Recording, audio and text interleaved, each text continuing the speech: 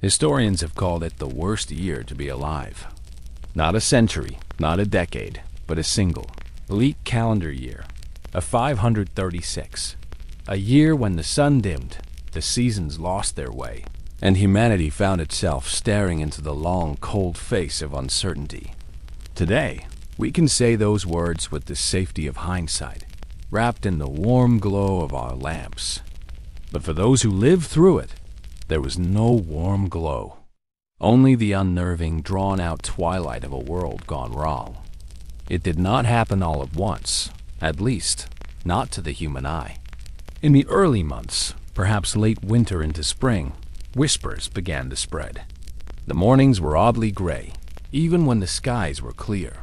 Farmers, those living human barometers, noticed their seedlings seemed hesitant, as though unsure if it was truly spring. Across villages in Europe, Byzantium, and beyond, the talk was of a sun that no longer shone as it should. Chroniclers in Constantinople and Ireland alike would later write of a dim sun, without warmth, as if an eclipse all year. Imagine that first moment you notice the light has changed. Not night, not dawn, but an unfamiliar, washed-out glare, as though the sky were lit by a dying candle. There is no word for it yet. No one calls it a volcanic haze or an aerosol veil. It's simply wrong. Birdsong seemed less exuberant. Trees, timed by sun and warmth, hesitated to unfurl their leaves. Across the far north, snow lingered far longer than it should. In the Mediterranean, mornings stayed chill and afternoons felt strangely muted. There was no proper summer that year. And that was the problem. Without summer, the whole clockwork of survival began to falter. We now know, thanks to ice core samples from Greenland and Antarctica, that a colossal volcanic eruption somewhere in the northern hemisphere hurled unimaginable quantities of ash and sulfur into the stratosphere. There it spread like a ghostly shroud, blocking sunlight, bending it into a pallid, cold glow. But in 536, the concept of a volcano causing a year without sun was beyond comprehension. The only explanations were spiritual, divine, or apocalyptic. Fear is not passive. It breeds speculation, gossip, and the frantic need to explain. In Constantinople, rumors swirled that this was a sign of God's displeasure. In the far west, among Celtic peoples, there may have been whispers of omens and the otherworld drawing near. In monastic communities, scribes diligently recorded the anomaly, certain it would be remembered as part of a divine chronology. But everyday life had to go on, at least at first. Markets still opened, bread still baked. Yet as the months passed, the subtle failures in crops began to show. Barley heads remained stunted. Wheat refused to ripen. Famine is a slow-motion disaster. You don't see it coming all at once. First, prices rise. Then granaries stop selling to strangers. Then bread is stretched thinner, and meat becomes a memory for the poor. By autumn, there was no sense of harvest, only a gathering dread. The cold was not the sharp bite of winter, but a dull, persistent chill, sapping the body and the spirit. Fires burned in homes far longer into the year than usual, and still people spoke of feeling bone cold. In the countryside, livestock perished for want of fodder. Across the northern world, hunger's quiet drumbeat began to quicken. It wasn't just Europe. Records from China speak of snow falling in summer, of crops failing and famine following in its wake. In Mesoamerica, tree rings tell of drought, perhaps the same climatic disruption rippling across oceans. The year 536 was not a local misfortune. It was a planetary event. Let's pause here and try to picture it. A single human day in that year. You wake not to the golden warmth of a summer sun, but to a colorless sky, as though someone has taken the world and drained it of saturation. The air has a faint metallic tang. The horizon is blurred, as if behind a thin veil. At midday, the sun is a pale disk you can stare at without squinting. Shadows are faint, almost absent, lending everything a flat, uncanny look. And then there's the silence. In our modern age, we forget how deeply tied the soundscape is to the season. The buzz of insects in summer, the rustle of leaves, the rhythmic labor of the fields. In 536, much of that was missing or subdued. Life's usual chorus had been muted. In the absence of science, people reached for the frameworks they knew. Priests, shamans, and wise elders were consulted. Some called for repentance, pilgrimages, and offerings. Others sought protective charms or ancient rituals to restore balance. In parts of Europe, this may have overlapped with surviving pagan customs. Midsummer fires to call back the sun, charms to protect cattle from a wasting season. And of course, there were those who saw opportunity in crisis. Leaders could frame the dim sun as proof of their divine mandate. Follow me, and I will lead you through this darkness. Merchants could hoard and trade food at extortionate rates. Human history has always included such figures in times of scarcity. Today, climatologists and historians link the events of 536 with one of the most severe cold periods of the last 2 millennia, the so-called Late Antique Little Ice Age, which stretched into the mid-7th century. But in the year itself, no one knew it was the beginning of something longer. For the farmers and townsfolk, it was a single cursed year to survive. For rulers, it was a logistical nightmare, managing dwindling supplies and restless subjects. And yet, survive they did, though at great cost. For many, that survival was a matter of adaptation, switching to hardier grains, hunting more intensively, or leaning heavily on stored reserves. For others, it meant migration, moving to lands where the shortages bit less sharply. The true horror of 536 lies not only in the climate shock, but in its aftermath. In the years that followed, as communities were still reeling from crop failures and famine, the world would be struck by new catastrophes, including the first recorded outbreak of the Justinianic plague in 541. But those are tales for later parts. For now, we stand in the shadowy, sunless months of 536, a year when the world dimmed, the warmth fled, and human resilience was tested in every household. This was the opening act of a decades-long drama that reshaped societies. If you were to step into the shoes of someone living in the mid-6th century, you would have no way of knowing that the world's troubles could be traced to an eruption hundreds or even thousands of miles away. But we, with our satellites, ice cores, and dendrochronology laboratories, can follow the trail. The story of a D536's dim sun is not only a tale of human suffering. It's also one of modern scientific sleuthing, an investigation across centuries, conducted in the silent archives of ice, trees, and chronicles. Let us begin at the ends of the Earth, literally. In the late 20th and early 21st century, scientists began to drill deep into the ice sheets of Greenland and Antarctica, pulling up cylinders of frozen history.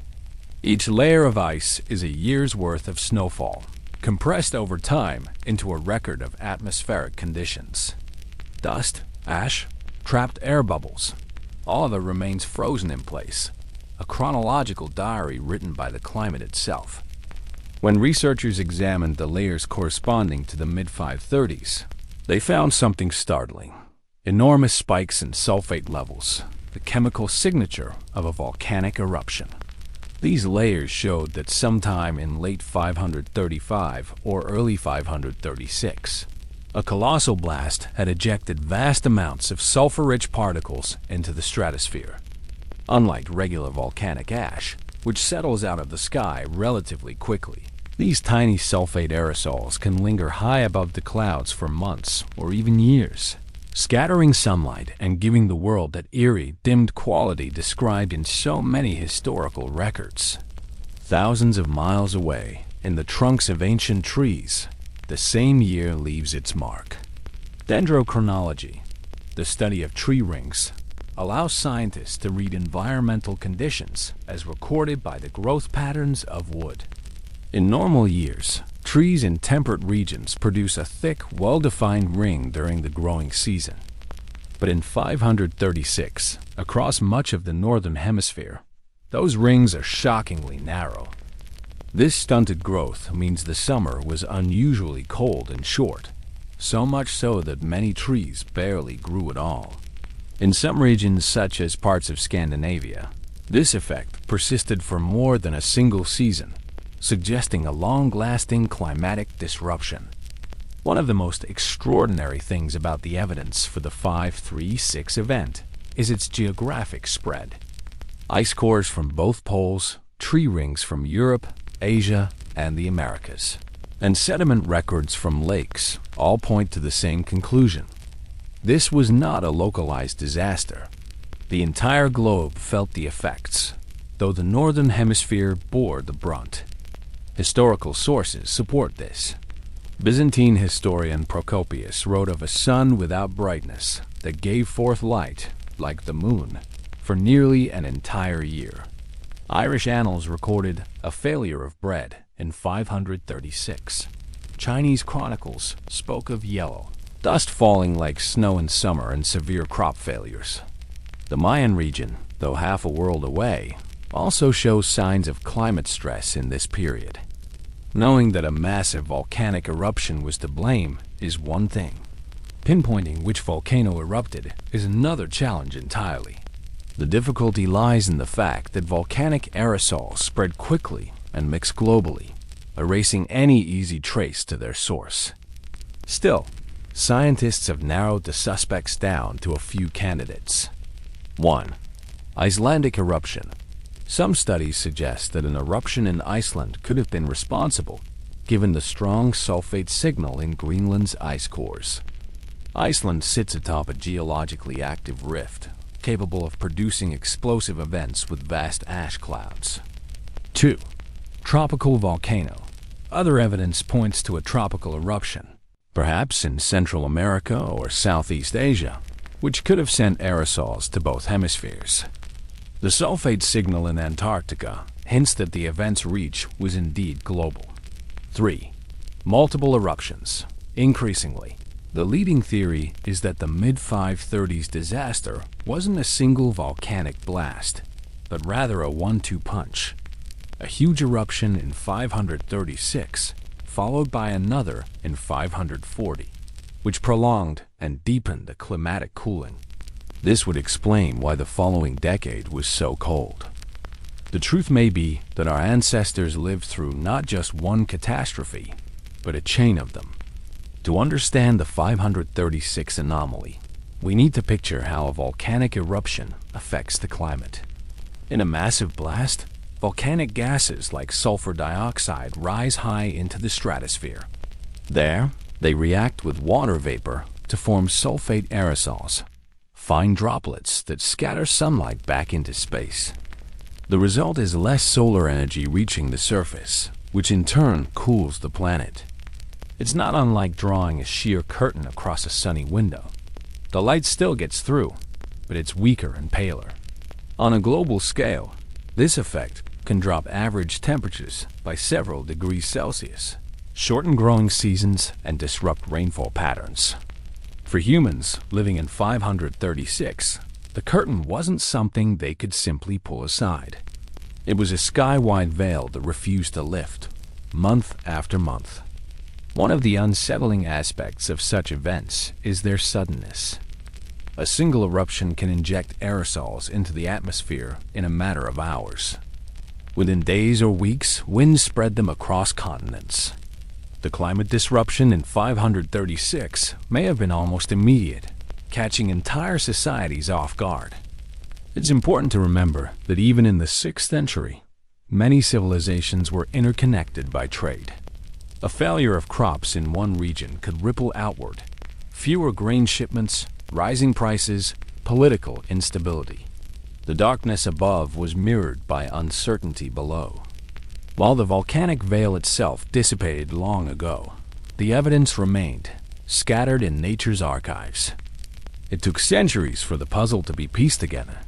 Monastic scribes unwittingly provided the first clues with their records of the dim sun and failed harvests. Modern historians, comparing accounts from Ireland, Byzantium, China, and beyond, began to suspect a shared cause. Then came the scientists, glaciologists with their ice cores, dendrochronologists with their tree rings, geochemists with their isotope analyses. Piece by piece, they built the case, until what was once a mystery became a narrative. A volcanic winter, possibly compounded by multiple eruptions, but plunged the year 536 into shadow. You might wonder why we should care about a climate disaster that happened nearly 1,500 years ago. The answer is simple. It's a reminder of how vulnerable human societies are to sudden, global-scale events, especially those beyond our immediate control. In an age when we can track volcanic plumes from space in real time, the thought of a similar eruption today still raises uneasy questions about food security, migration, and geopolitical stability. And yet, in 536, people survived. Not without loss, but they endured. Their resilience and the way they adapted to altered conditions is as much a part of the story as the eruption itself. Here, we meet the men, women, and children who had to make their way through the dim and biting year, and we see how a day might have unfolded under the dull, stubborn shadow. In the pre-industrial world, light was more than a convenience. It was the clock by which everything was done. Yet in 536, daybreak was an anemic thing. In a small farming hamlet somewhere in what is now Western Europe, you might rise at what should have been sunrise, only to find the world still wrapped in a gray half-light. The cock crowed, but even the rooster seemed uncertain, calling out later than usual. The fire on the hearth was coaxed back to life, not for cooking yet, but for warmth. This was no crisp morning before a hot summer's day, but a damp, lingering chill that clung to skin and bone. Farm work began as soon as there was enough light to see by, but in this year, the fields gave little encouragement. The grain that should have been tall and swaying by midsummer was stunted and thin. Barley, oats, rye, all showed the same hesitant growth. The soil was still cold beneath the hand, the roots slow to take hold. For the medieval farmer, there was no choice but to keep tending, even when the plants looked doomed. Hoeing, clearing weeds, praying for warmth. Farmers knew that weather varied from year to year, but a whole season without proper sun was another matter. Already, there were whispers that the harvest would be poor. Bread was the centerpiece of the diet for much of Europe, but in 536, the loaves began to change. Grain supplies dwindled, and millers had to bulk out flour with whatever they could find: ground beans, chestnuts, even coarse ground bark in desperate cases. The bread grew darker, denser, less pleasant to chew. For the poor, there was no question of choice. You ate what you could get.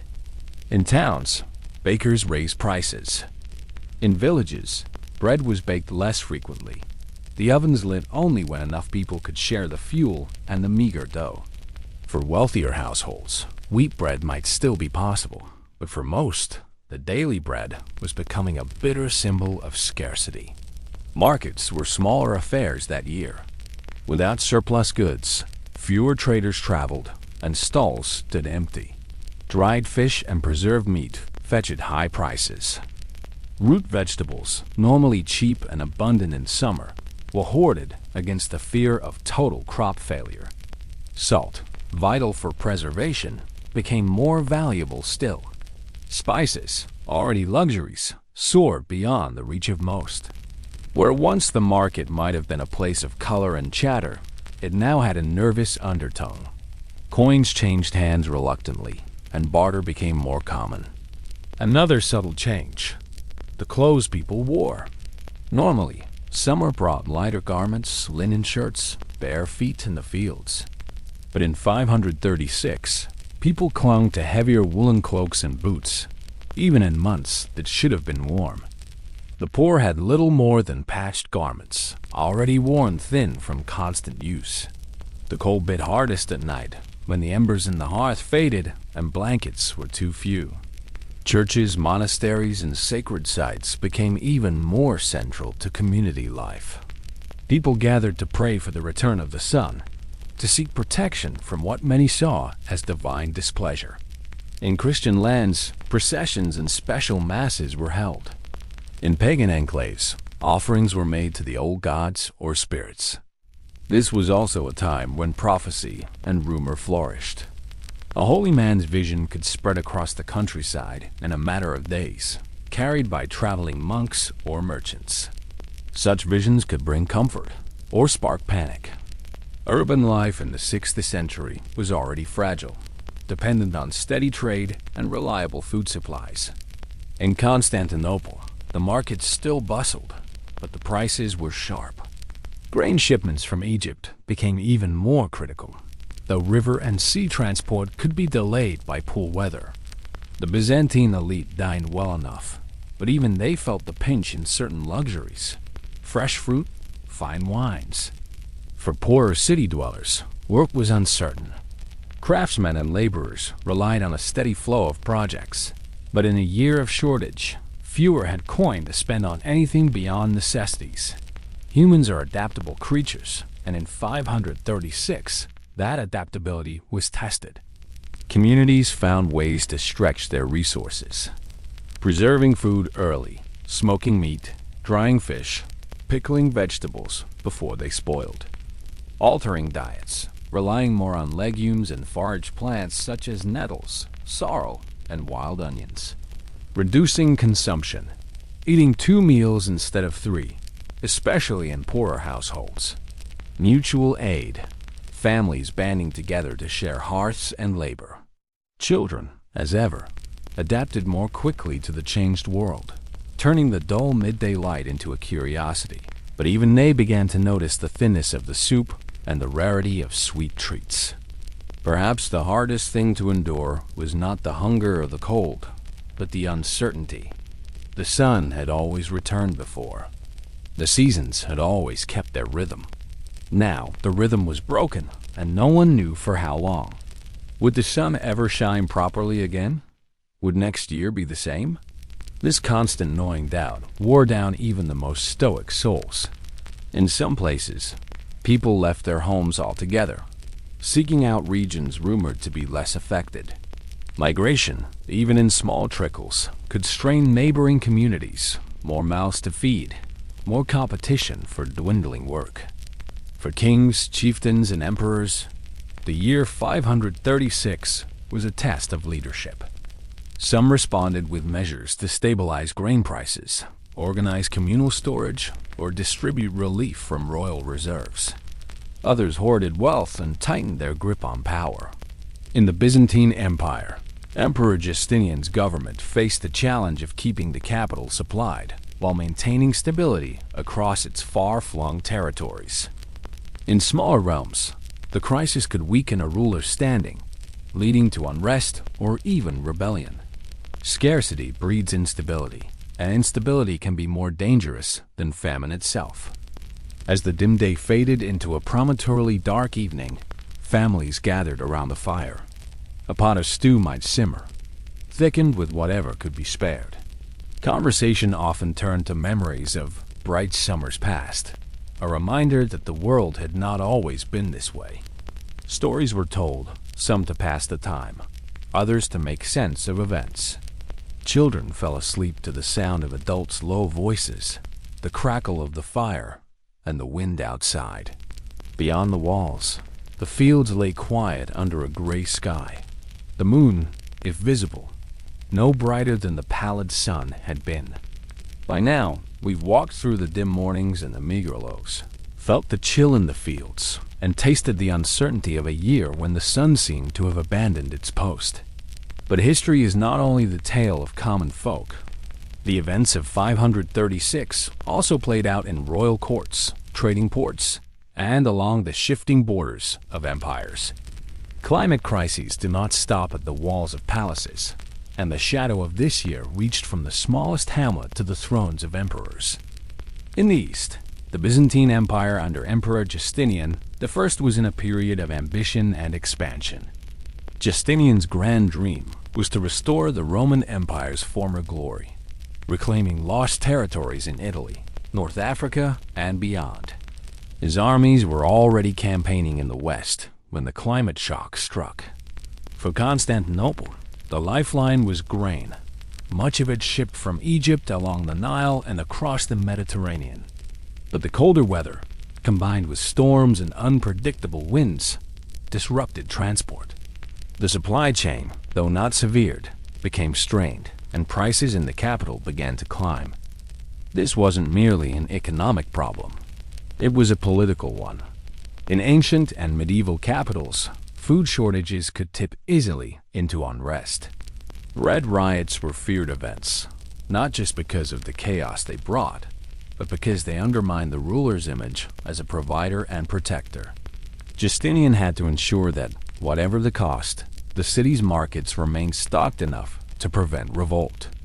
In the Western Mediterranean, kingdoms and warlords jostled for dominance over the remnants of the Western Roman Empire. The Ostrogoths controlled Italy. The Visigoths ruled in Hispania. The Franks, under Merovingian kings, were expanding in Gaul. The Dimir added a new layer of instability. Crop failures reduced the taxable surplus, and in a world where wealth was measured largely in land and its produce, that meant less revenue for rulers and less ability to pay troops. Armies that could not be paid became unpredictable, sometimes turning to plunder. In Italy, the Ostrogothic kingdom was already under pressure from Justinian's campaigns. A poor harvest made supplying its forces harder still, weakening their ability to resist the Byzantine push. For the northern peoples, in Scandinavia, the Baltic, and the steppes of Eurasia, the year 536 was perhaps even more devastating. These regions already had shorter growing seasons, so any reduction in warmth and sunlight hit hard. Archaeological evidence suggests population declines in parts of Scandinavia during this period. Some scholars believe that famine, caused by repeated bad harvests, drove migration southwards. Such movements could ripple into the territories of the Franks, Slavs, and steppe nomads, creating new pressures on borders. In the Eurasian steppe, nomadic confederations relied on both livestock and trade. The livestock suffered from reduced grazing, while trade in furs, slaves, and other goods slowed as routes became more dangerous and less profitable. Further east, the vast networks of trade we now call the Silk Road connected Byzantium with the Sasanian Persian Empire, India, and China. Even here, the dim sun made its presence felt. Chinese chronicles speak of unusual cold, crop failures, and summer snow. Such disruptions affected not only food supply, but also the movement of goods. Caravans depended on predictable seasonal patterns to traverse deserts and mountain passes. Colder, stormier conditions could delay or even prevent such journeys, reducing the flow of silk, spices, and precious metals. For the Sasanian Persians, rivals of the Byzantines, the climatic instability was both a challenge and an opportunity. If their territories were less affected than Byzantine lands, they might gain an advantage in resources. But if the opposite were true, their ability to finance armies and manage restive provinces could falter. Sea trade also suffered. In the Mediterranean and the Indian Ocean, captains had to contend with unpredictable winds and the risk of storms in seasons that should have been calm. Delayed voyages meant goods spoiled, contracts were broken, and merchants faced ruin. Ports that once bustled with exotic wares found their markets thin. Luxury goods like spices, fine textiles, and wine became even more exclusive, while basic goods like grain dominated maritime commerce. The balance of trade shifted towards survival commodities, leaving artisans and craftsmen who catered to luxury markets in difficult straits.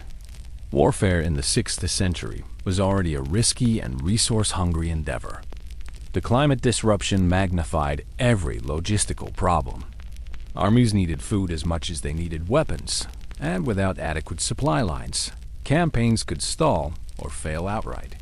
For Justinian's generals in Italy, this meant slower advances.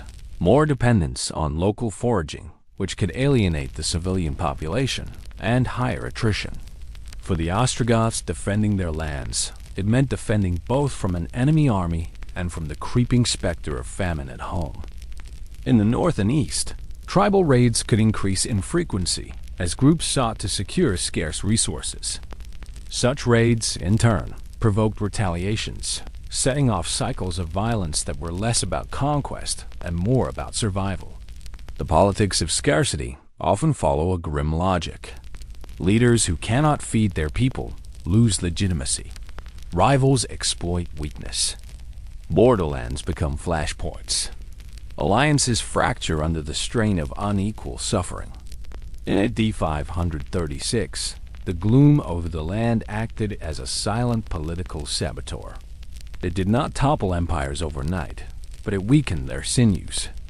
Resources were diverted from long-term projects to immediate survival. Tax revenues shrank. Local rebellions became harder to suppress. Diplomacy became more transactional, with grain and supplies as bargaining chips. This atmosphere of fragility meant that when further disasters struck in the following decade, particularly the Justinianic plague beginning in 541, the groundwork for crisis had already been laid. And yet, not every ruler was undone by the year without summer. Some adapted quickly, opening state granaries, easing taxes, or forging trade deals to secure imports. In certain cases, the crisis even consolidated power. A ruler who could provide bread when others could not became indispensable to their subjects. For example, cities with strong storage systems or access to multiple trade routes fared better. Port towns that could import grain from less affected regions became lifelines for their hinterlands, and their leaders reaped political rewards. From a palace balcony in Constantinople, the dim sky might have been a curiosity rather than an immediate threat, at least at first. But reports from governors, merchants, and military officers would soon paint a darker picture. Each letter, each messenger, carried news of shortages, unrest, or military strain. In this way, the shadowy year tied together distant provinces and diverse peoples under a single shared burden. Whether in the gilded halls of the imperial court or in a wooden hut in the far north, all looked up at the same pale, stubborn sun. The year 536 was not just a climatic event. It was a deeply psychological one. For a world without meteorology, volcanology, or climate science, the strange dimming of the sun could not be understood in terms of sulfate aerosols or atmospheric scattering. Instead, it was read as a sign. And in an age when the sacred and the everyday were woven tightly together, a sign demanded an answer. For people in late antiquity, unusual natural events were rarely seen as coincidences. A blood-red moon, a comet's tail, an unseasonal frost. These were messages, warnings, or judgments. The dimming of the sun for months on end was the loudest and longest such message most had ever known. In the cities of the Byzantine Empire, the priests of the Orthodox Church interpreted the pallid light as a summons to repentance. Special liturgies were held, and processions wound through the streets. In Constantinople, the Patriarch may have linked the strange skies to human sin, urging confession, almsgiving, and stricter piety as remedies. In the Celtic lands of Ireland and Western Britain, Christian monasteries were already recording events in annals. Entries for 536 note a failure of bread and strange skies. But alongside the Christian worldview, older, pre-Christian beliefs still persisted in rural communities. In these traditions, the sun was not just a ball of light, but a living power, often personified as a deity or divine spirit. To see it dimmed might have been read as the sun's illness or imprisonment, perhaps stolen by spirits of the otherworld or offended by human neglect of ancient customs. Seasonal festivals like Lugnasad, which celebrated the harvest, must have been tinged with unease that year. Fires might have been lit not only for celebration, but to call back the absent warmth. Far to the north, in Scandinavia, the dimmed sun must have seemed an ominous echo of myth. In the Norse worldview, at least as preserved in later medieval sources, there was a concept called the Fimbulvinter, the great winter that would precede Ragnarok, the doom of the gods. It's possible that oral traditions about unseasonal cold and long darkness were shaped or reinforced by memories of events like 536. While the myths we know were recorded centuries later, scholars have speculated that the real climatic shocks of the 6th century may have fed into the imagery of a darkened sun, a freezing world, and the breakdown of order. Chinese chronicles from the Northern Wei and other dynasties recorded summer snow, failing harvests, and strange skies. In the Chinese political tradition, such anomalies were often interpreted as signs that the ruling dynasty had lost the mandate of heaven, the divine approval required to govern. For an emperor, this was dangerous. Disasters could be used by rivals to claim that heaven was withdrawing its favor. The proper response was to enact reforms, remit taxes, or hold public rituals to restore harmony between heaven and earth. In 536, Islam had not yet emerged. The Prophet Muhammad would be born decades later. The dominant powers in the Middle East were the Byzantine Empire and the Sassanid Persians. Zoroastrianism was the state religion of the latter, and its cosmology placed great emphasis on the eternal struggle between light and darkness. To Zoroastrian priests, a sun that refused to shine brightly could be seen as a momentary triumph of the evil spirit Angra-Mainyu. Religious rites to strengthen the forces of light may have been intensified. One constant across cultures was that unusual events created space for prophecy, and for those who claimed to speak with special authority. In the villages and towns, wandering holy men, ascetics, and visionaries might appear with pronouncements about the meaning of the skies. Some would preach repentance and moral reform. Others might promise that the darkness would lift if certain offerings were made or if the community cast out particular sins or outsiders. In desperate times, such words could carry immense power and could be exploited. History is full of examples where hardship sharpened suspicion. In 536, communities looking for someone to blame might turn against minorities, foreigners, or the politically vulnerable. A merchant with grain reserves could be cast as a hoarder or even a curse-bringer. A healer's failure could be recast as witchcraft. Across much of Eurasia, fire rituals had ancient roots, whether as part of seasonal festivals, funerals, or purification rites. In a year of dim sun, fire may have taken on renewed symbolic importance. Torches and bonfires, already tied to the rhythm of the seasons, could now be framed as acts of defiance against the gloom. In some Christian regions, candles might be lit en masse in churches, their collective glow a reminder of divine light. In pagan or syncretic communities, bonfires could be dedicated to sun gods, hearth spirits, or the ancestors. Perhaps the most human response to a crisis with no clear end is to tell stories about it. Around hearths and in market squares, tales would be spun to explain why the sun hid its face. Some stories might promise that the dimming was temporary, the sun was ill but would recover. Others might weave it into an epic battle between light and darkness.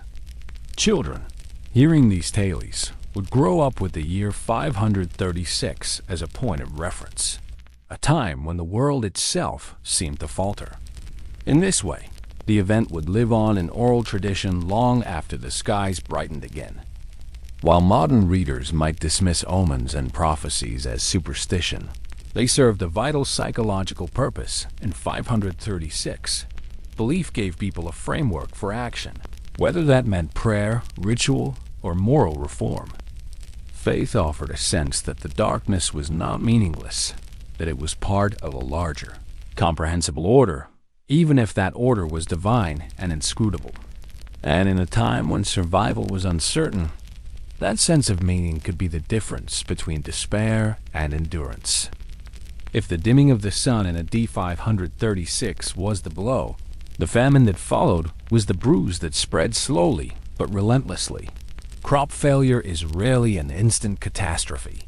It creeps in, first in whispers and shortages, then in swelling prices, and finally in the collapse of ordinary life. For those who lived through it, the year without summer bled seamlessly into the year of hunger. In the villages of Europe, the first sign was not empty fields, but fields that yielded just enough to deceive the hopeful. Heads of barley formed but were shrunken. Wheat kernels were soft, underdeveloped. Oats, which normally thrived in cooler conditions, fared a little better, but not enough to make up for the losses elsewhere. By the time the last sheaves were gathered, granaries held perhaps half of what they had in a good year. For smallholders, this meant little surplus to sell. For the landless poor, it meant fewer wages in kind, fewer coins earned, and the looming question: how long will the bread last? Markets reacted first. In urban centers like Constantinople, Rome, and Antioch, grain merchants began to raise their prices as soon as they saw the supplies arriving thinner and later than expected. For those who bought their food daily, as most urban poor did, this was the first real pinch.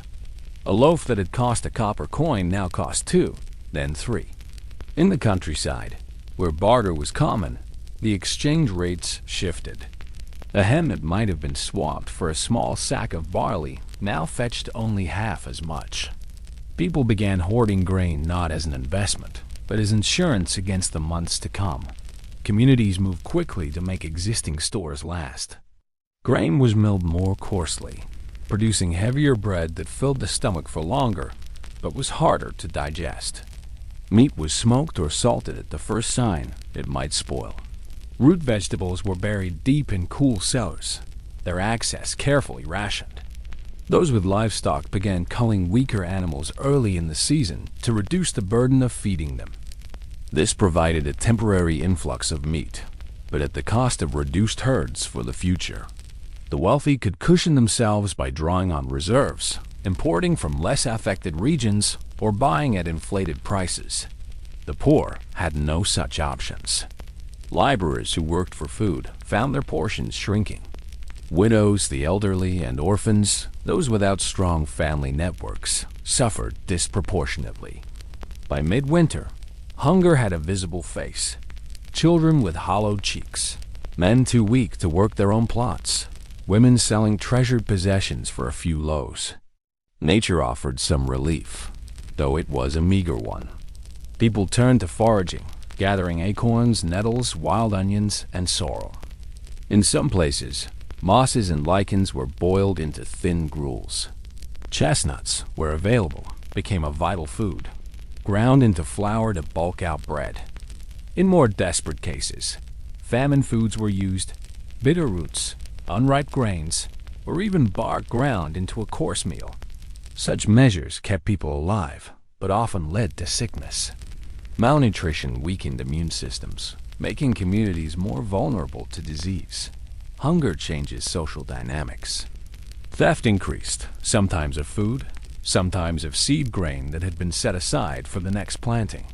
Villages posted night watches over their storage barns. In cities, food riots were not unknown. Small groups storming bakeries or intercepting grain shipments. Migration became more common as families packed what little they had and moved in search of better conditions. This, in turn, strained neighboring regions. A village that might have barely fed its own people could be overwhelmed by the arrival of hungry outsiders. Where strong governance existed, measures were taken to prevent total collapse. In Byzantium, imperial granaries were opened to distribute emergency supplies, at least to the capital. Some rulers attempted to fix prices or ban grain exports to ensure local availability. Others levied special taxes in kind, demanding grain contributions from better-off estates. But these measures had limits. Poor transport infrastructure meant relief could not reach every corner. In remote mountain villages, imperial decrees were meaningless against the reality of empty fields. Chronic hunger changes the way people think. In letters and chronicles from other famines, We read of how conversation narrows to the subject of food. What was eaten today? What might be available tomorrow? Rumors of a merchant arriving with grain. In 536, this fixation must have been all-consuming. Festivals and feasts were muted or cancelled entirely. Weddings were postponed. Even religious observances were shaped by scarcity, with fasts taking on a grim literalness for those who had little to eat in the first place. One of famine's cruelest traps is the temptation to eat the seed grain. The stores set aside for planting in spring are a kind of hope in physical form. But when children are crying from hunger in midwinter, that hope is hard to protect. In many places, seed reserves were consumed, ensuring that the following year's planting would be smaller and weaker. Thus, the famine of 536 was not simply a one-year crisis. It cast a shadow forward, reducing the chances of recovery in 537 and beyond. The historical record for exact death tolls is fragmentary. Medieval chroniclers often wrote in generalities. Many perished. The land was emptied. Archaeological evidence suggests population declines in certain areas, though it is hard to separate the effects of famine from later events like plague. What is certain is that the famine left scars in memory. Generations later, stories would still be told of the year when bread failed, when fields yielded nothing, and when even the sun seemed to have abandoned mankind. When the pale sun finally began to burn a little brighter, it did not herald an instant return to plenty. The years after 536 were not a clean break from hardship. They were a negotiation with a changed world. The climate shock had shaken the delicate balance between land, weather, and human need, and it would take ingenuity, compromise, and sheer endurance to adjust.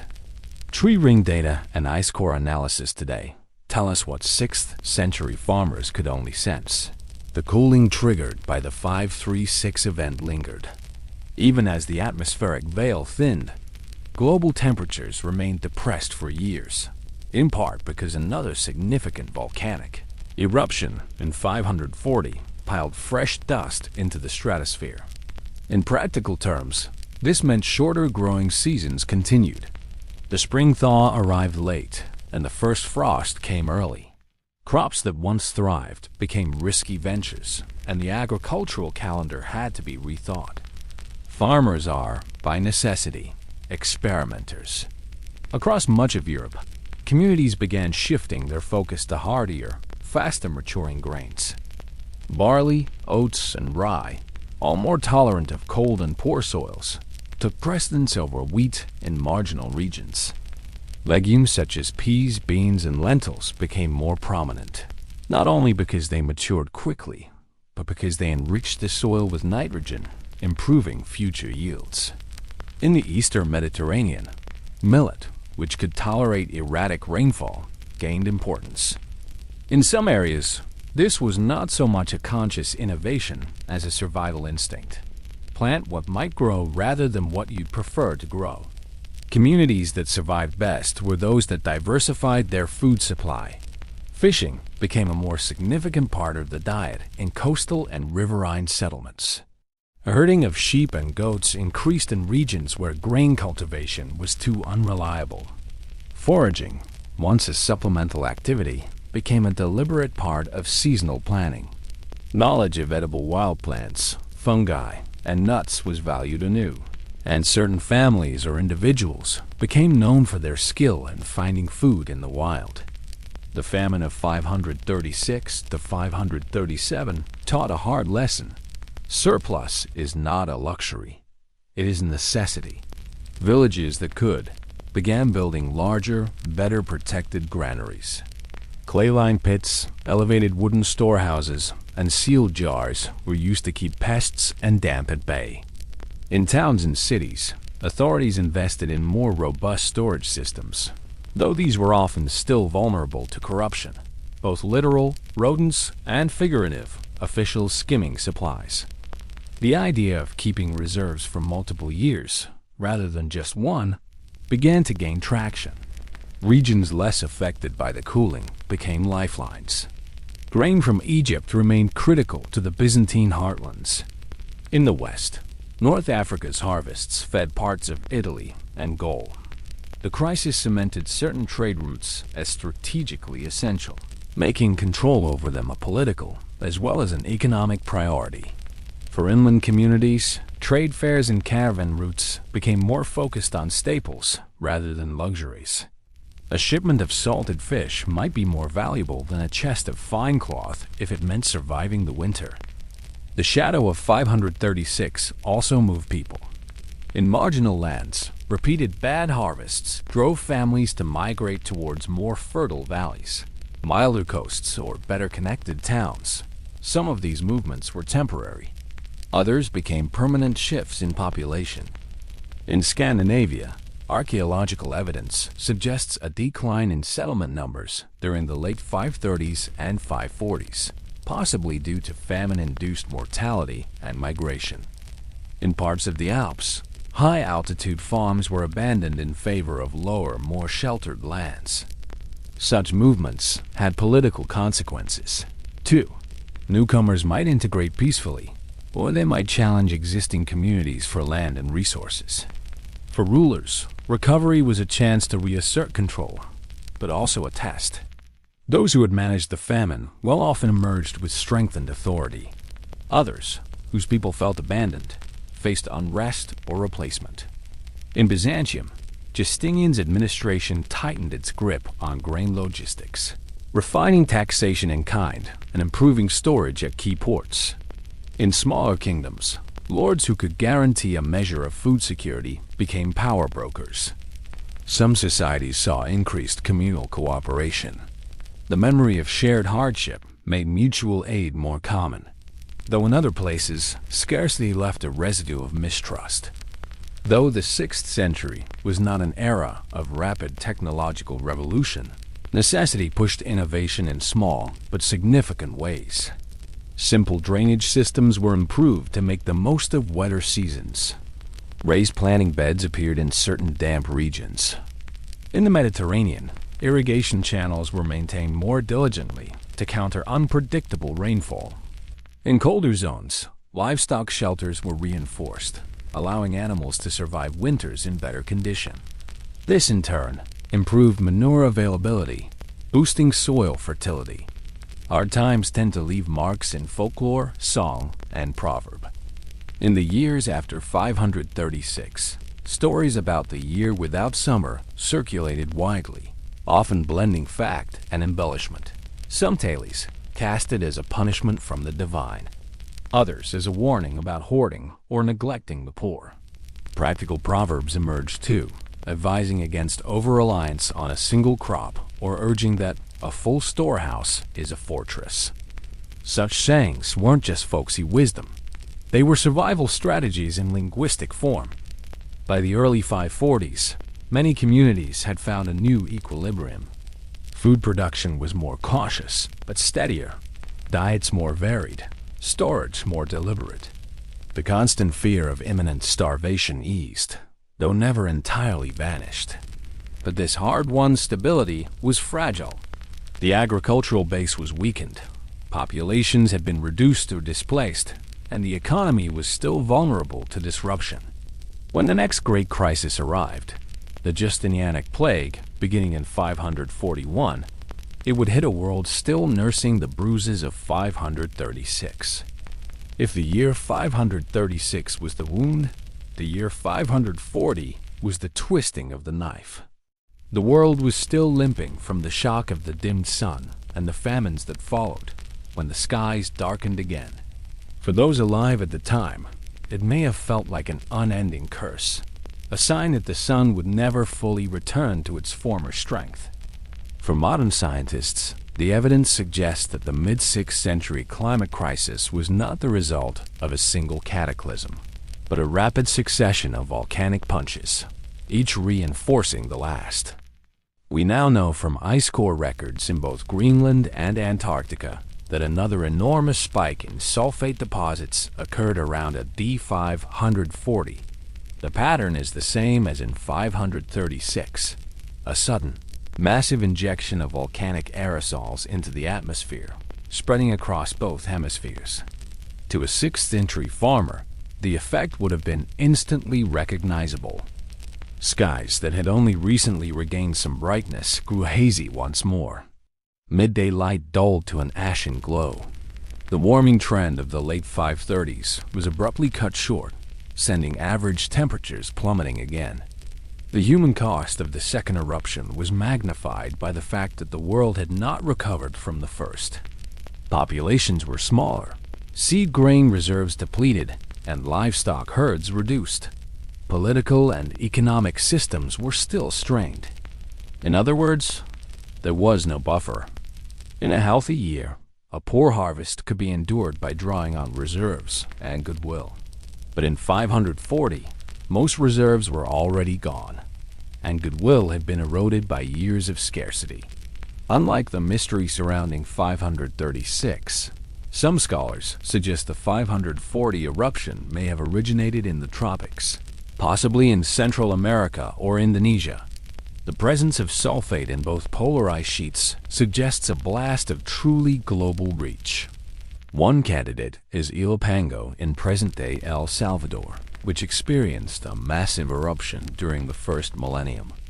However, dating volcanic layers precisely remains a challenge. Other theories point towards a Southeast Asian volcano, such as Rinjani or Krakatoa. The exact location may remain unknown, but the scale was undeniably vast. Climate reconstructions using tree rings show that the decade from 536 to 546 was the coldest in the northern hemisphere for at least 2,000 years. The eruption of 540 effectively reset the clock on recovery. Even regions less severely hit by the 536 event now experienced significant cooling. In Europe, summer temperatures in the early 540s may have been 2–4 degrees Celsius lower than the late antique average. In high-altitude and high-latitude regions, this meant frost in months that should have been growing season. In the Mediterranean, the shortened summers once again disrupted grain and olive harvests. If the years after 536 were about cautious recovery, the early 540s brought a return of outright hunger. Grain prices surged again, meat became scarce, and communities once more resorted to foraging and famine foods. The psychological blow was immense. People who had just begun to believe the crisis was passing now faced the same shortages, the same chill, the same uncertainty. Folklore from later centuries often fuses the two events into a single prolonged catastrophe, perhaps because, for those living through it, the difference between them was academic. The Byzantine Empire, already stretched by military campaigns in Italy and North Africa, now had to contend with a fresh round of food shortages. Supply lines strained under the renewed pressure, and Justinian's treasury was further drained by the need to secure grain imports at almost any cost.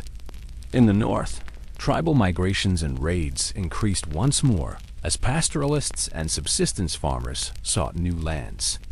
The western kingdoms, still politically fragmented, found themselves even less able to coordinate relief or defense. What made the combination of 536 and 540 so devastating was not only the scale of each eruption, but their closeness in time. Volcanic aerosols can remain in the atmosphere for 1 to 3 years, slowly dispersing. When the second eruption occurred, the climatic system was still reeling from the first. The baseline temperature was already depressed, and the biosphere weakened. This prolonged the so-called late antique Little Ice Age, which lasted into the mid-7th century in some reconstructions.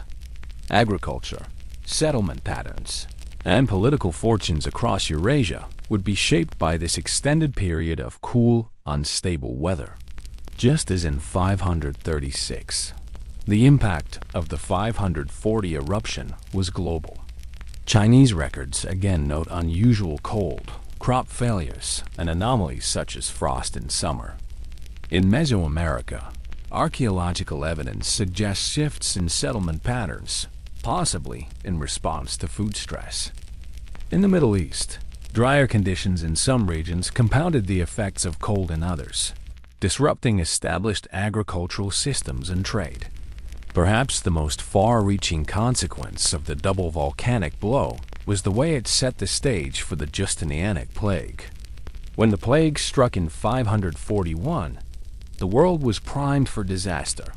Malnourished populations, stressed economies, and disrupted trade networks created the perfect environment for disease to spread rapidly and lethally. Some historians argue that without the famines and dislocations caused by the 536 and 540 events, the plague might still have been deadly, but less transformative. As it happened, the combination altered the course of late antique history. To the people of the 6th century, the second dimming of the sun may have been interpreted as confirmation of divine displeasure or the beginning of an age-ending prophecy. To us, it is a stark reminder that natural disasters can cluster, that history's great environmental shocks are not always singular, but can arrive in waves. This understanding is more than academic. In an interconnected world, the lessons of 536 and 540 warn us about the vulnerability of global food systems to multiple, sequential shocks. The volcanic veil of 536 had dimmed the sun. The eruption of 540 had deepened the cold, and a decade of scarcity had worn human resilience thin. It might have been enough to mark the 6th century as one of the most troubled in recorded history. But nature had one more blow to deliver, a blow that would come not from the sky, but from the smallest of organisms. In AD 541, the port city of Pelusium in Egypt reported the first cases of a strange and terrifying sickness. Within months, it had spread to Alexandria, Constantinople, and the Mediterranean world beyond. This was the Justinianic plague, the first recorded pandemic of bubonic plague in history, and it arrived in a world still staggering from a decade of cold and hunger. We now know that the Justinianic plague was caused by Yersinia pestis, the same bacterium responsible for the Black Death in the 14th century. In the 6th century, it moved along the same pathways as trade, ships carrying grain, merchants, and stowaway rats with their flea passengers. The Byzantine Empire, with its vast trade network stretching from Egypt to Italy, North Africa to the Levant, was both a marvel of logistics and, in this case, a perfect delivery system for disease. The plague might have been devastating in any century, but in the 540s, it found ideal conditions to flourish. Malnutrition. Years of poor harvests had left immune systems weakened. Migration. Famine had driven people into new areas, spreading pathogens to populations without prior exposure. Urban crowding. Cities, especially Constantinople, were densely packed with residents and refugees. Trade reliance. The grain fleets from Egypt, essential for feeding Constantinople, also served as plague vectors. In short, the groundwork for pandemic devastation had been laid by the climate crises of 536 and 540. By spring 542, the plague reached Constantinople. Chronicler Procopius, who had described the dim sun just years earlier, now recorded the horror of a city where thousands died daily. He described swellings, buboes, in the groin, armpit, and neck, followed by fever, delirium, and, in many cases, death within days. The dead were so numerous that bodies lay unburied in houses and streets. Officials commandeered ships to carry corpses out to sea. Even Emperor Justinian himself contracted the plague, though he survived. Modern estimates of the Justinianic plague's mortality vary, but in Constantinople alone, some sources suggest up to 40% of the population perished during the initial outbreak. Across the empire and beyond, millions may have died over successive waves that recurred for decades.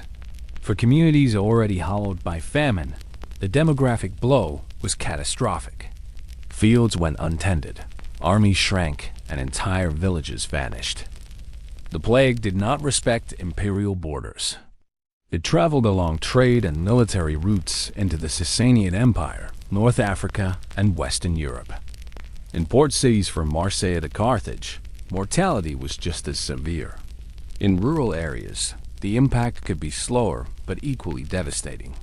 A small village might lose key laborers, crippling its ability to plant or harvest. In a subsistence economy, that loss could trigger localized famine even without bad weather.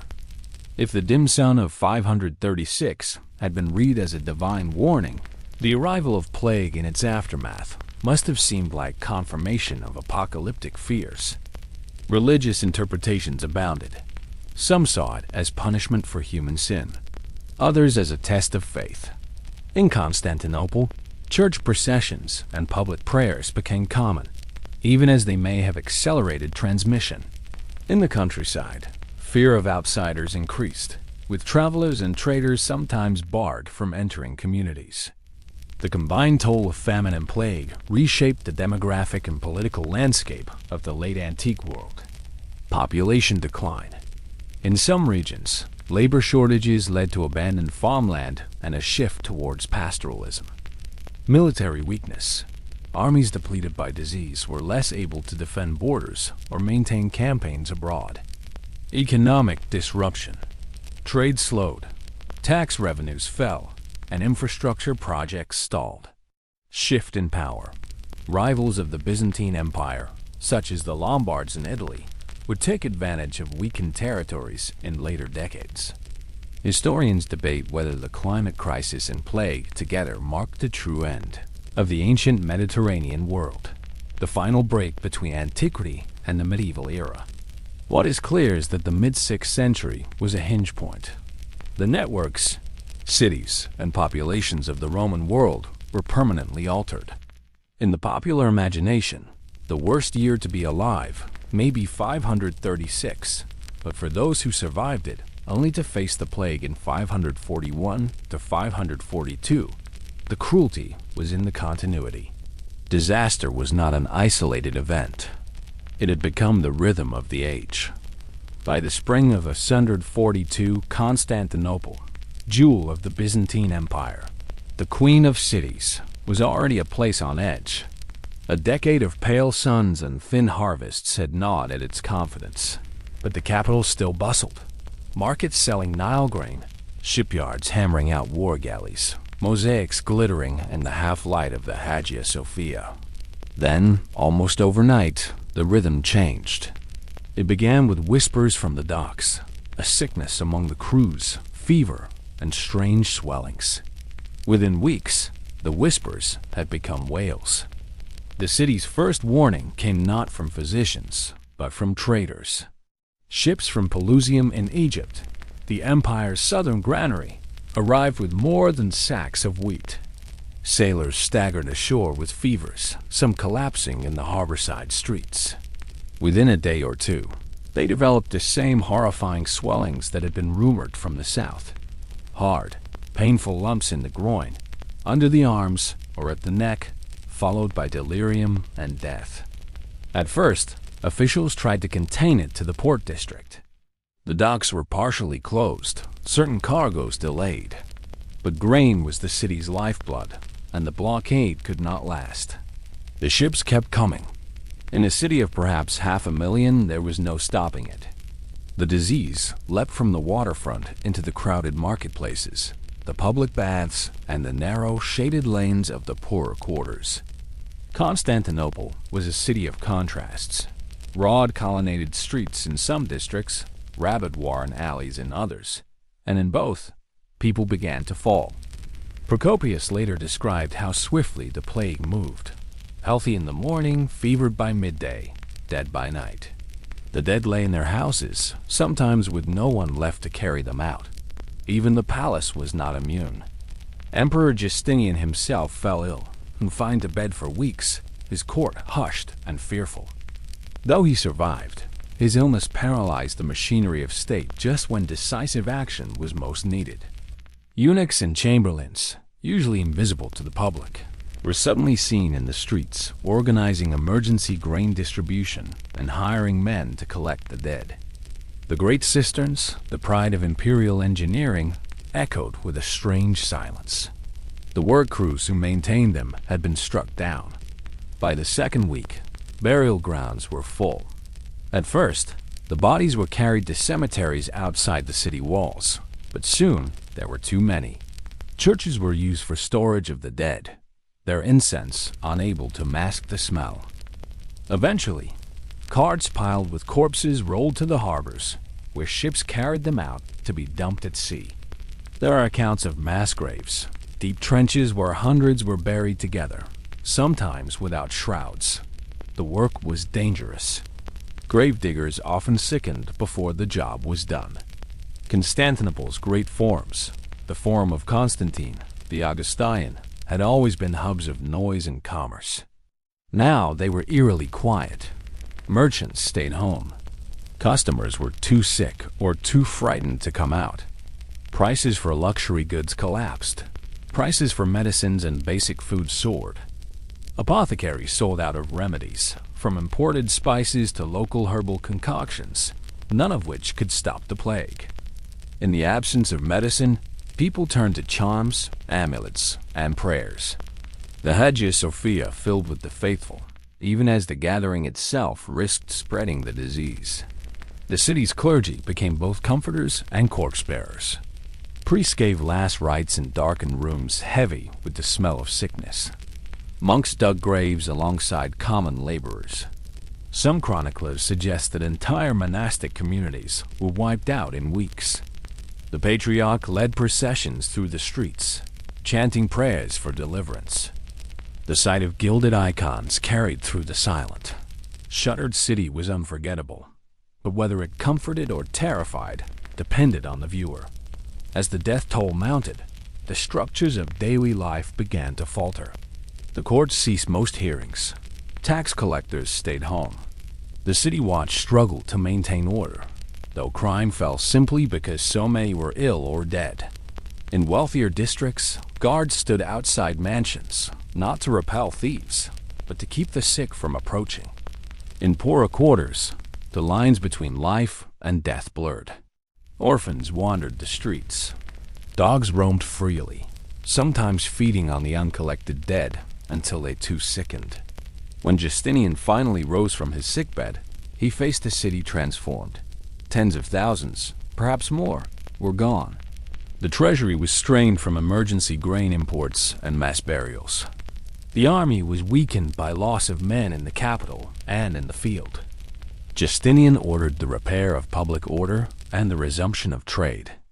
He also decreed that abandoned property could be claimed by relatives without lengthy legal delays, a practical step to keep land and buildings in use when so many owners had died. When the plague wave finally ebbed, Constantinople was quieter, poorer, and haunted.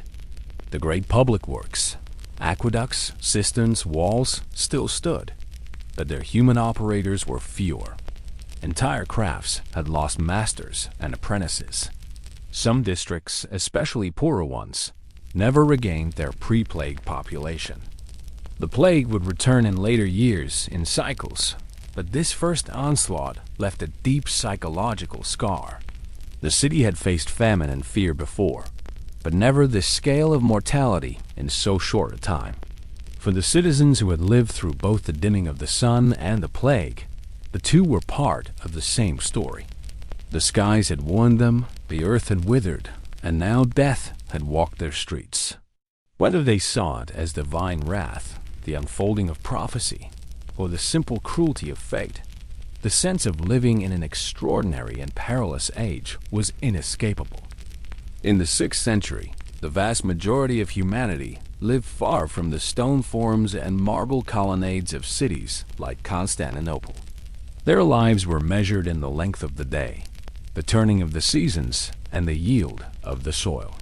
When the sun dimmed in 536 and the chill deepened in 540, it was here, in the villages and farmsteads, that the first and deepest shocks were felt. And when the plague came, it did not pass them by. Rural communities were the foundation of every kingdom and empire. The taxes, rents, and tithes that supported armies, palaces, and churches came from the work of farmers. Grain fed not only the peasants themselves, but the markets of the towns and the granaries of the state. When bad harvests struck year after year, the effects rippled outward. The difference in the countryside was that there was no buffer of imports or stored wealth. A bad year in the fields meant hunger before winter. A bad decade meant depopulation. By the time the eruption of 540 renewed the cold, rural people had already spent years adapting to shorter, colder growing seasons. They planted more barley and rye, tended goats instead of cattle, and relied more heavily on foraging. But these strategies had limits. When the weather broke the planting cycle again, the margin between survival and starvation narrowed to nothing. In many places, seed grain was eaten to keep families alive, ensuring that the next year's planting would be meager. This was the cruel logic of famine, short-term survival sabotaging long-term recovery. The plague's arrival in rural areas was slower than in the cities, but once it came, it spread quickly within tight-knit communities. In small villages, everyone shared labor, food, and often the same tools, wells, and animals. Fleas and rodents did not respect property boundaries. When key members of a household died, a strong son, a mother who knew the rhythms of planting and harvesting, the entire family unit was at risk. In some cases, whole households perished, leaving their land untended. Neighbors might claim it, or it might simply revert to scrub until new settlers came.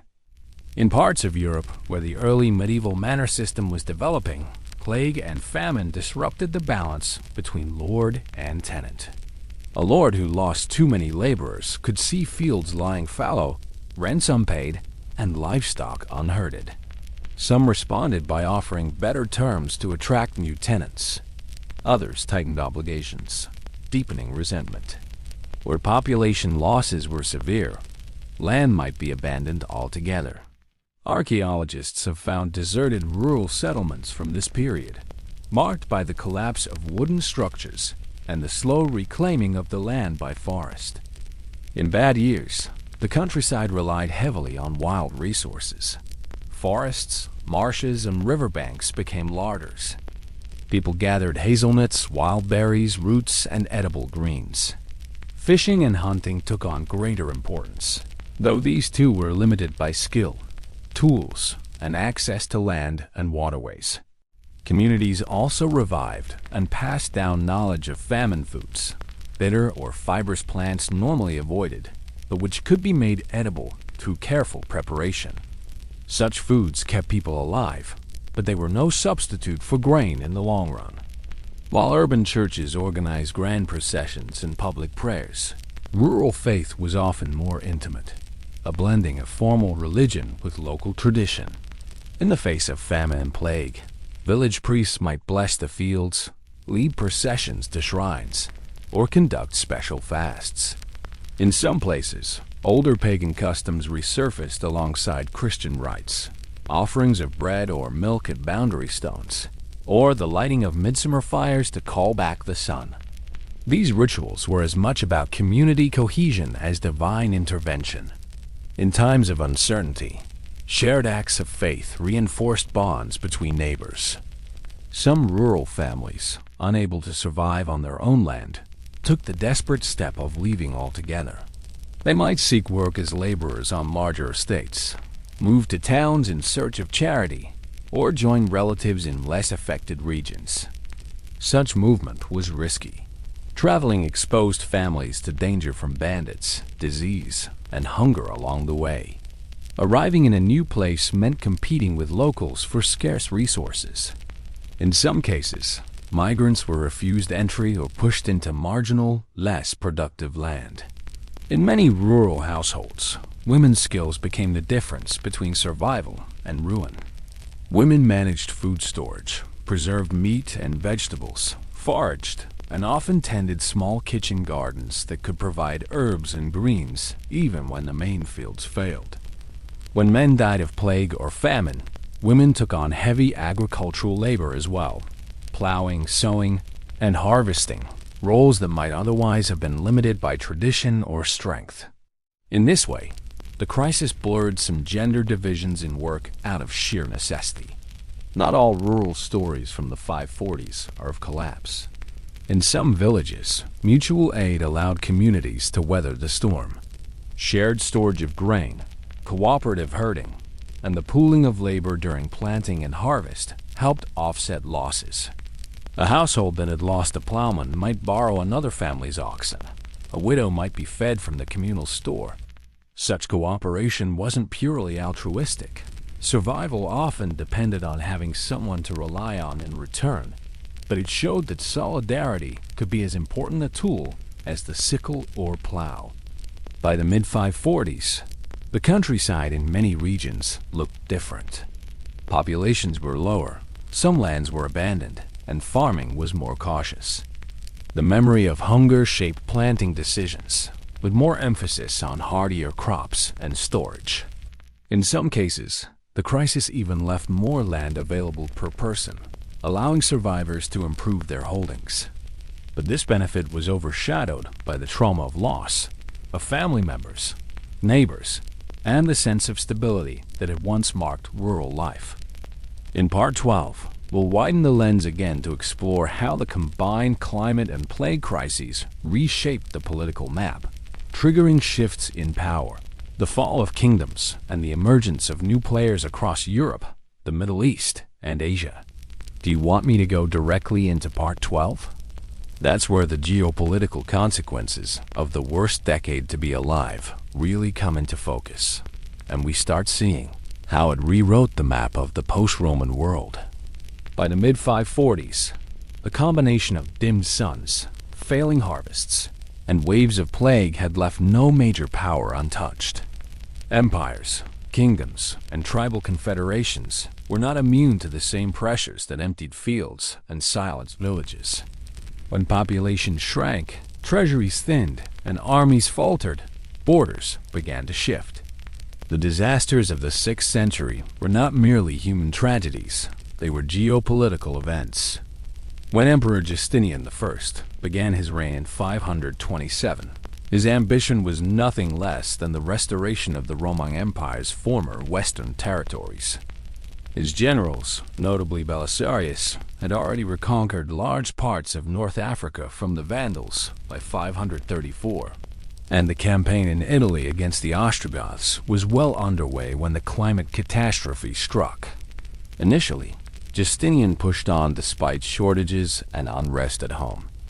But the 1-2 volcanic punch of 536 and 540, followed immediately by the plague of 541 to 542, weakened the imperial core. Supply chains for the army faltered as grain imports from Egypt and other provinces became unreliable. Military manpower declined, not just from disease in the ranks, but from losses among the supporting rural populations. Finances were drained by emergency grain purchases, public health measures, and lost tax revenues from depopulated lands. Though the Byzantines eventually secured much of Italy, their hold was tenuous, and the wars became drawn-out, resource-draining affairs. This left the Eastern Front with the Sassanid Persians more vulnerable. The Ostrogoths, already locked in war with Justinian's forces, were hit doubly hard. The climate crisis cut into their agricultural base, and plague thinned both their armies and their civilian population. By the early 540s, they could no longer sustain an effective defense. This paved the way for the Byzantine capture of Ravenna in 540, a nominal victory that brought Italy into the imperial fold, just as the plague hit. But the devastation left by both war and disease meant that what Justinian recovered was a fractured, depopulated land. The Frankish kingdoms in Gaul were relatively insulated from the worst of the wars, though not from famine and plague. While their own lands suffered, the Franks were able to take advantage of weakened neighbors. The collapse of Ostrogothic resistance opened paths for Frankish influence into northern Italy. Smaller Germanic kingdoms, lacking strong leadership during the crisis, were absorbed or subdued. However, the gains were not without cost. Frankish armies and courts were also thinned by plague, and political fragmentation among Merovingian rulers persisted. The Sassanid Empire, Byzantium's eastern rival, was not spared the effects of the cooling climate or the plague.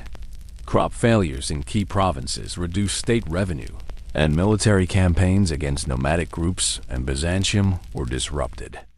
Like Justinian, the Sassanid rulers had to balance military ambition with the urgent needs of survival.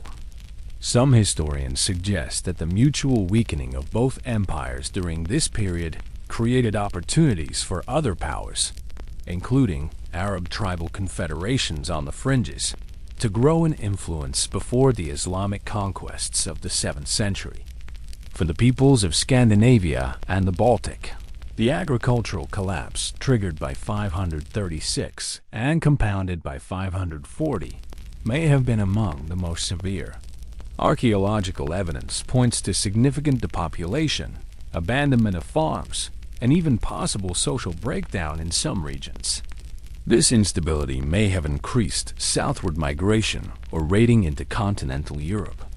For established kingdoms to the south, these movements meant new security challenges just that were least able to respond. On the Eurasian steppe, nomadic confederations such as the Avars, Gagturks, and others faced their own version of the crisis.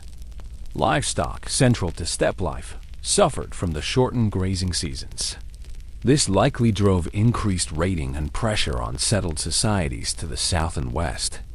The Avars, in particular, emerged in the later 6th century as a formidable force in Eastern and Central Europe, possibly in part because other powers were too weakened to resist their expansion. The Silk Road and maritime routes in the Indian Ocean saw disruption from both climate and plague. Caravans were slowed or halted by unstable weather and political instability. Ports lost skilled labor to disease, reducing shipping capacity. Luxury trade declined as states prioritized staple goods. This reshaping of trade meant that some cities, especially those positioned to supply grain or other essentials, gained strategic importance, while others declined. Periods of crisis often create vacuums that new powers can exploit. In the post-536 world, several such shifts can be seen. Lombards. Moving into Italy later in the century, the Lombards would take advantage of the weakened Byzantine hold. Slavic peoples expanded into depopulated regions of the Balkans. Arab confederations strengthened their cohesion and position along Byzantine and Persian frontiers, setting the stage for the transformations of the 7th century. By the end of the 540s, the political map of Eurasia had been subtly but significantly altered. Some changes, like the Byzantine reconquests, looked like triumphs in the short term, but proved fragile. Others, like the slow expansion of Slavic and Arab groups, would have more enduring consequences. The disasters of 536 to 546 did not redraw borders overnight, but they shifted the balance of power in ways that shaped the centuries to come. Climate, famine, and plague had done what armies alone could not. They had leveled the playing field, creating opportunities for new forces to rise. Disasters pass, but their echoes linger. In the 6th century, few had the means to measure sulfate aerosols in the atmosphere or track a bacterium across continents. What they did have was memory. Memory etched into parchment, carved into stone, sung by poets and whispered beside fires. The dark decade of 536 to 546 was too strange, too terrible, to fade quietly. Across cultures, it was remembered, reframed, and sometimes transformed into something even larger than life. In the literate centers of Byzantium, Ireland, and China, the events of the decade were recorded as simple but stark entries. In Constantinople, Procopius wrote of the dimmed sun and the year without warmth, followed by his grim account of the plague. Irish annals noted a failure of bread in 536, a spare phrase that nonetheless hints at hunger and scarcity. Chinese sources described yellow dust falling in summer and snow in the wrong months. These accounts were not embellished epics. They were matter-of-fact records, but their brevity made them all the more haunting. To future readers, They were flashes of a mystery, like fragments of an ancient riddle.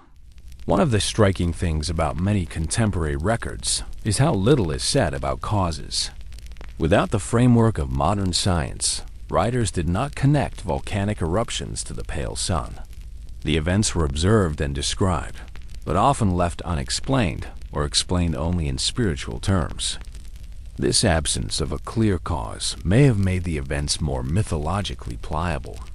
A dim sun could be slotted into existing belief systems, whether as a punishment from God, a sign of impending apocalypse, or the prelude to a mythic age-ending battle.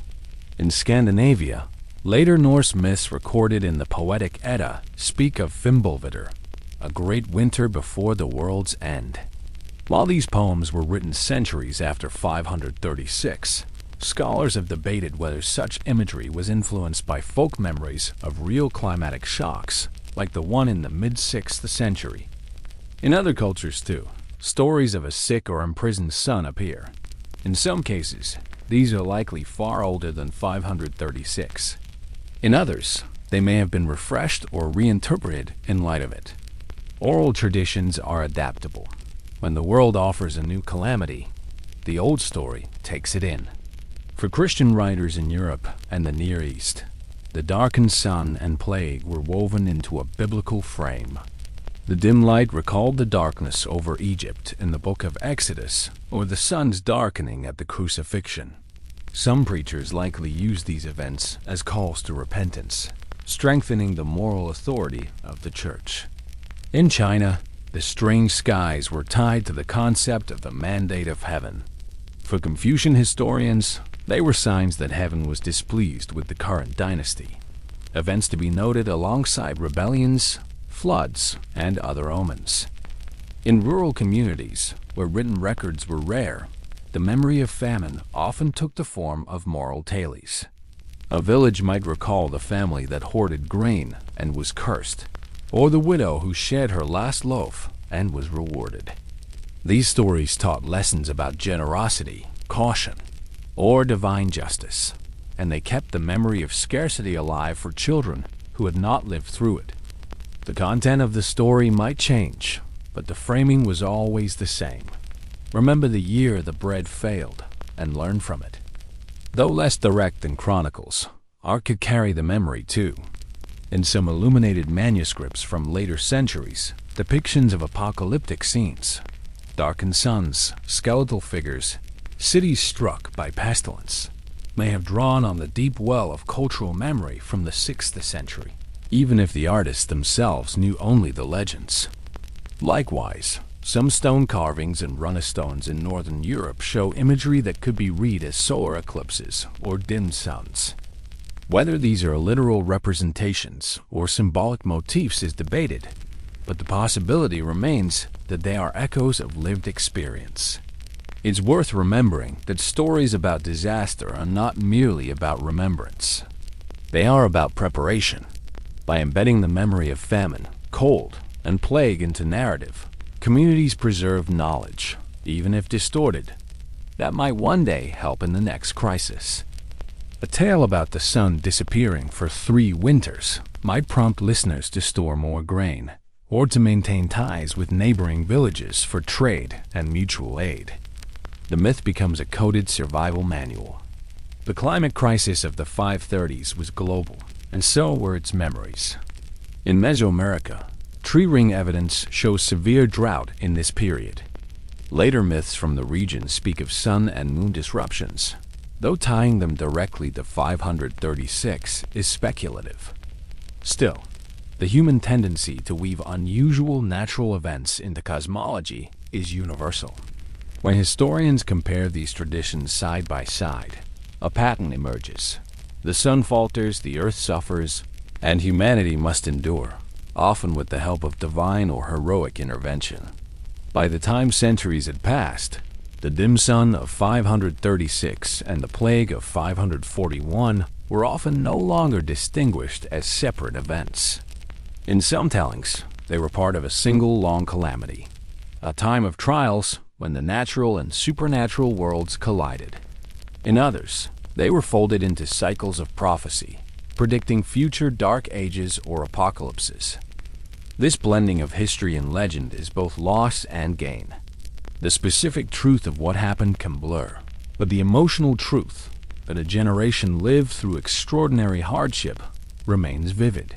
For more than a millennium, the year 536 was remembered in scraps of chronicles and whispered in folklore, a time when the sun was without brightness and the air grew cold, when crops failed and hunger spread, but the why of it was lost.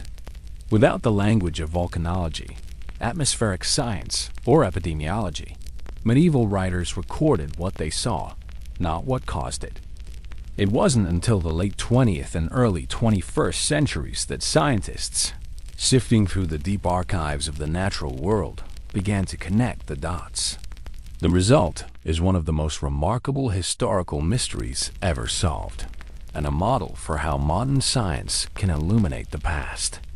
The breakthrough began in Greenland and Antarctica, thousands of kilometers from the fields and markets of 6th century Europe. Here, year after year, snow had fallen, compacted, and turned to ice, preserving microscopic records of the atmosphere. When scientists drilled deep ice cores, cylinders of ancient ice extracted like frozen time capsules, they could read these layers much like tree rings. Dust, ash, and chemical markers trapped in each layer told stories of volcanic eruptions, forest fires, and even industrial activity. In cores dated to the mid-530s, researchers found an extraordinary spike in sulfate, a signature of a massive volcanic eruption. The concentration was so high and so sudden that it could only have come from a blast powerful enough to send aerosols into the stratosphere, where they would linger for years. The ice cores didn't stop at 536. A second, almost equally massive sulfate spike appeared in the layer dated to around 8540. This was the smoking gun for what historians had long suspected from written sources, that the cold and famine of the 530s were not the result of a single bad year, but a 1-2 volcanic punch.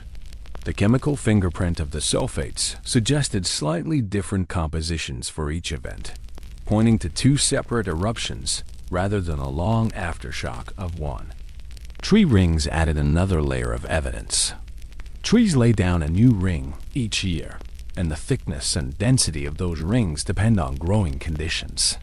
In the 6th century layers, tree rings from across the northern hemisphere, from Irish oaks to Siberian larch, were unusually narrow, indicating years of stunted growth. In some places, frost rings appeared, damage caused when a late or unexpected frost strikes after growth has begun. This matched written accounts of snow in summer and failed harvests. When the tree ring data was plotted alongside the ice core sulfate spikes, the match was uncanny. Cold, darkened skies. Short, cool summers. Reduced growth, all tied to massive volcanic events.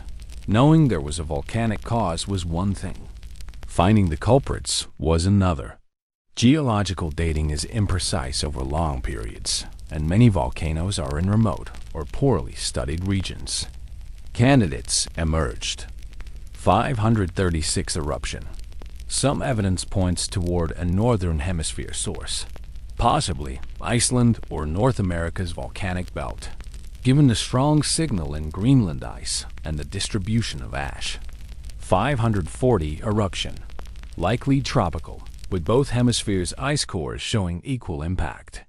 The Ilopango caldera in modern El Salvador, source of the enormous Tierra Blanca Joven eruption, has been suggested, though its exact date remains debated.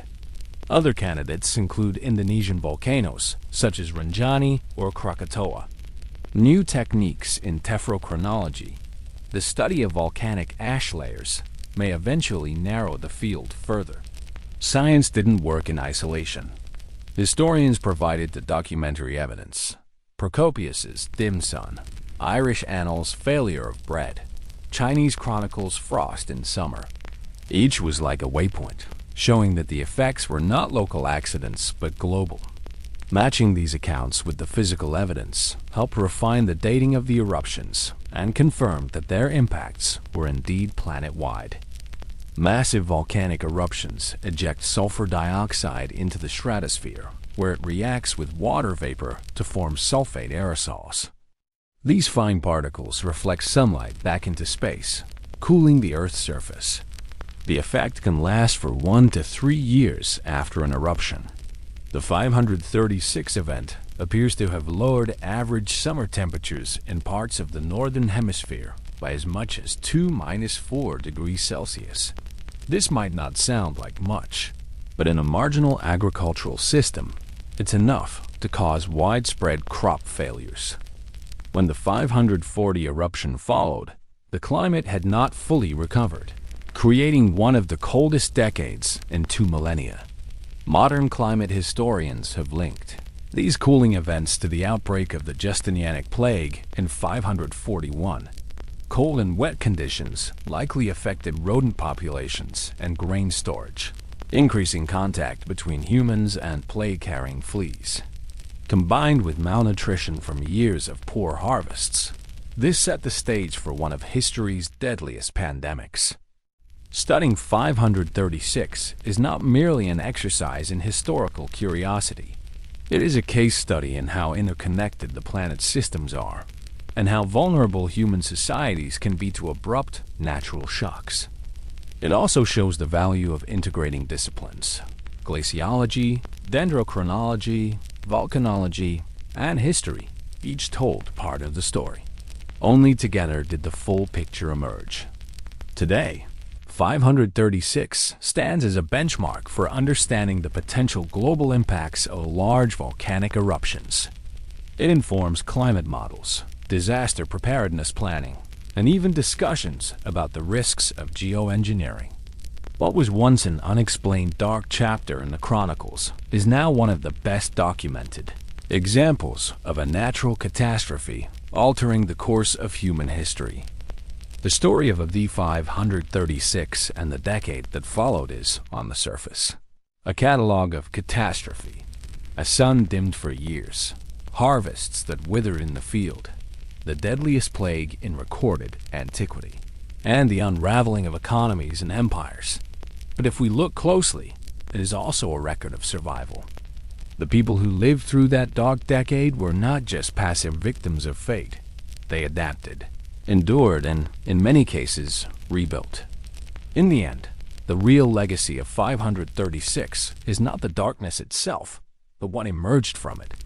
For people in the 6th century, the sudden change in climate must have made the world feel smaller, more unpredictable, and more dangerous. Farmers could not rely on the patterns their parents had known. Traders found routes less certain. Even the seasons seemed untrustworthy. Yet despite this, the machinery of daily life, planting, weaving, fishing, cooking, teaching, praying, continued. It had to.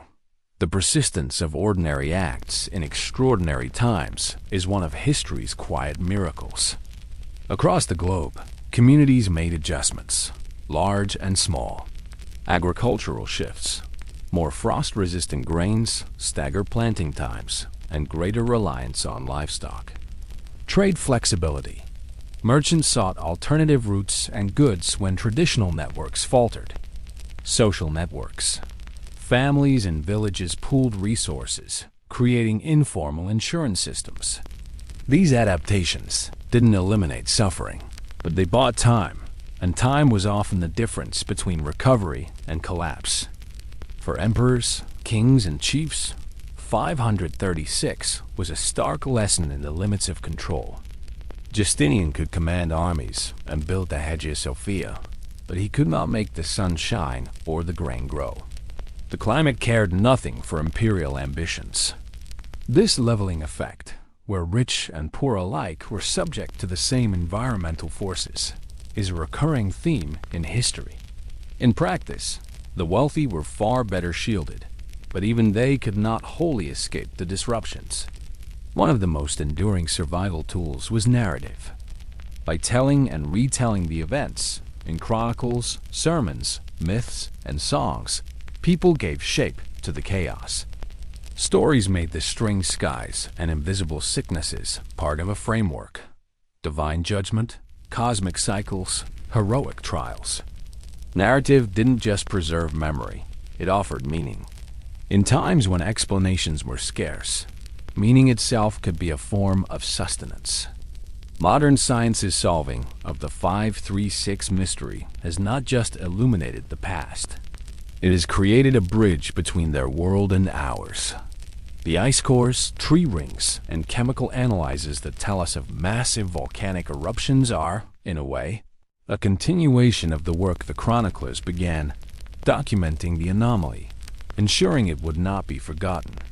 Where Procopius noted the sun's dimness in words, scientists have done so in isotopes and sulfate spikes. Both are chapters of the same book, separated by 1,500 years. We live in a world of globalized supply chains, sophisticated technology, and instant communication. It is tempting to believe we are immune to the kind of cascading disasters that marked the mid-6th century. But 536 offers sobering reminders. Interconnection is vulnerability. The same trade networks that spread grain also spread plague. Today, the same principle applies to global finance, energy, and disease. Environmental shocks ripple far. A climate event in one hemisphere can disrupt food and political stability half a world away. Resilience requires redundancy. Societies that had diverse crops, storage systems, and mutual aid fare better than those that relied on a single source of sustenance.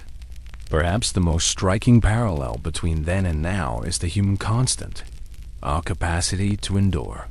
In 536, there were no weather satellites, antibiotics, or international relief agencies. Yet communities found ways to navigate years of cold, hunger, and disease. They did so through cooperation, ingenuity, and sheer determination, the same tools that will be necessary for navigating our own century's crises.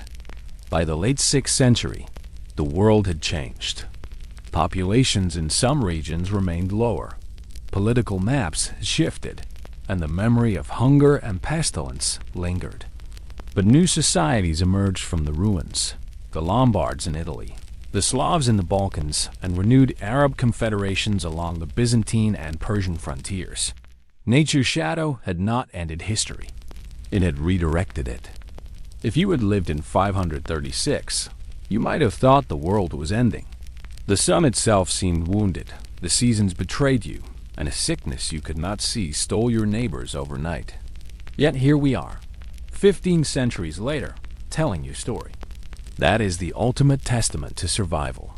Not just that people lived through the worst year in human history, but that their endurance carried forward, link by link, until it reached us. The shadowy year was not the end. It was a test, one humanity passed, though at great cost. And in that, perhaps, is the lesson we need most. That even in the darkest years, the future remains unwritten, waiting for the light to return